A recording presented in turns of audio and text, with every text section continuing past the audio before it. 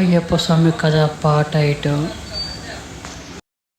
శబరిమల యాత్ర చివరి దశకు చేరుకునే హృదయం భక్తితో నిండిపోతుంది. అడవుల మధ్య ఉన్న పవిత్ర క్షేత్రం శబరిమల. ఇక్కడికి నుంచి వచ్చే ప్రతి భక్తుడు అక్కడే నిదానం చేశాడు. అక్కడ జ్యోతి మహిమ. ప్రతి సంవత్సరం అక్కడ సంక్రాంతి రోజు సాయంత్రం సమయంలో ఆకాశంలో ఒక డిజైన్ జ్యోతి కనిపిస్తుండే.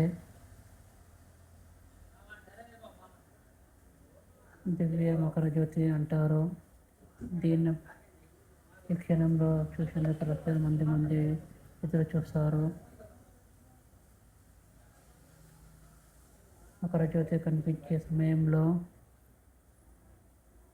శబరిమల కొండలో దివ్య కాంతులను చూస్తారు. భక్తుల కళ్ళల్లో ఆనందం, భక్తి నిర్మిస్తుంది. స్వామి శరణమయ్య అంటూ నిజంలో పక్కన అంటున్నారు. తిరుమల అత్యధిక ప్రయాసం. అయ్యప్ప స్వామి ఆలయం ఒక సాధారణ దేవాలయం కాదు. అది భక్తికి ఈ యాత్రలో ముఖ్యమైన విషయములు 30 రోజులు తీర్థయాత్ర, స్వస్తిక ఆహారం, బ్రహ్మచర్యం, నలుపు లేదా నీలం వస్తువులు ధరించడం, పాదయాత్ర ద్వారా కొండలపైకి చేరుకోవడం. ఈ నియమాలను పాటించడం ద్వారా మనసు పవిత్ర అవుతుంది, ఆత్మశుద్ధి కలుగుతుంది. అయ్యప్ప స్వామి మనసుకు చెప్పే ముఖ్యమైన విషయం సింహత్వం,